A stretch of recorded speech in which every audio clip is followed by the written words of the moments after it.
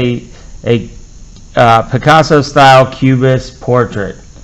So the first thing I did is up a little bit from halfway. I made a big rectangle that went about halfway across the paper. So go ahead, if you haven't done that, and go ahead and do that. Next, I want you're going to make another rectangle, and it's not going to be right next to this one. It's going to be either a little higher up here, or a little bit lower. Actually, let's make it a square. Let's just make a square like that. And it's a little bit down, but it's on this side.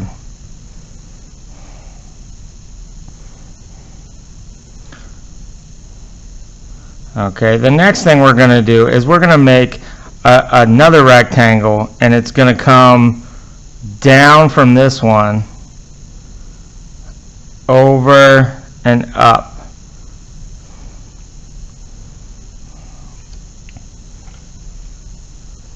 All right, and right next to this rectangle on the right, we're going to make a square that goes, or another rectangle that goes a little bit up, and then it goes over, and let's make it go almost all the way to the side.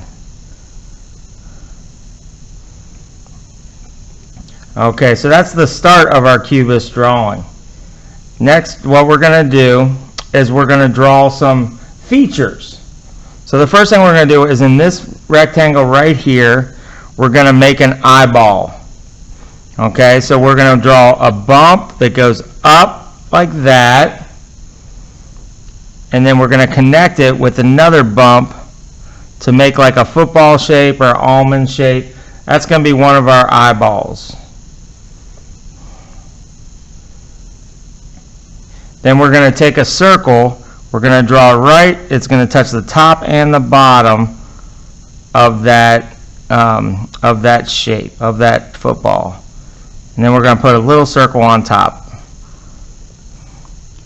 Next, we're going to draw a sideways eyeball in this one.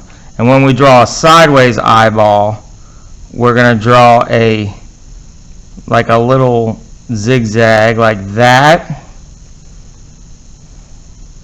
And we're going to connect it with a bump. So we're going to put a bump right there. And then once you connect it with a bump, for the next step, you're going to put a little circle inside, a little bump, and we'll put a little tiny bump at the top for a highlight of our eye. You can kind of almost see the face taking shape right now. So before we do the nose, we're gonna do the mouth. So we're gonna do a straight line like this, and it can't touch the sides. And then we're gonna do a long bump on the bottom. And you can just do a long bump on the top, but what I like to do is I like to put an upside down bump right here, and then bump it, because that looks a little bit more like lips. Okay, the next thing we're going to do is we're going to make a nose. So our nose is going to be a nose that's going to go down at a little bit of an angle, and then it's going to curve and be a swirl like that. So right now we got our face, so we're going to make our head. So we're just going to make this a big square or a big rectangle too, but we're going to go behind these other shapes. So I'm going to go up, over. I leave a little room up top for my hair,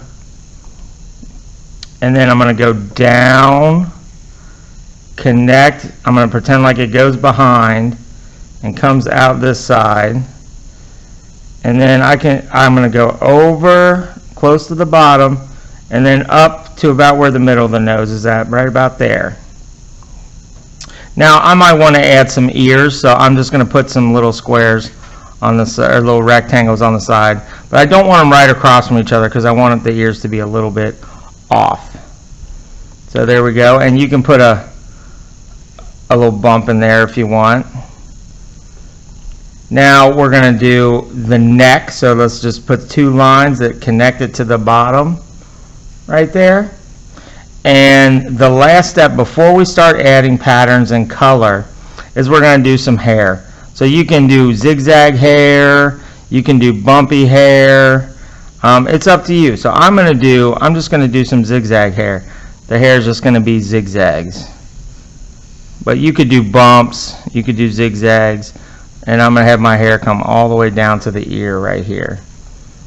Now, this is as far as we're going to go, but for the next part, what you would do is you're going to color in the backgrounds. So the background of my eye right here, I'm going to use different patterns, and so I'm going to use this color and go ahead and color in the background just of this square. I'm not doing all the squares this color because I want them different colors. I want them to pop out.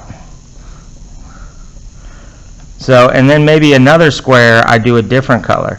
So I'm going to pick this blue right here, and I'm going to go ahead and do the nose.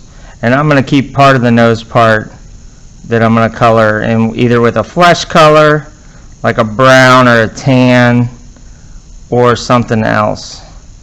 So I'm going to try to pick different colors. So I did kind of the same pattern on that one. Maybe I should do a different pattern on another one. So I can do a pattern of dots. And remember, a pattern just repeats. It's a shape or a line or a picture or something that just repeats over and over again. Okay, it can be dots, it can be squares, it can be triangles, it can be lines. And once I get all four of my face shapes and my ears all done, I can do something else. I can do my and remember, the skin doesn't have to be the color of skin up here. The hair doesn't have to be the color of the hair.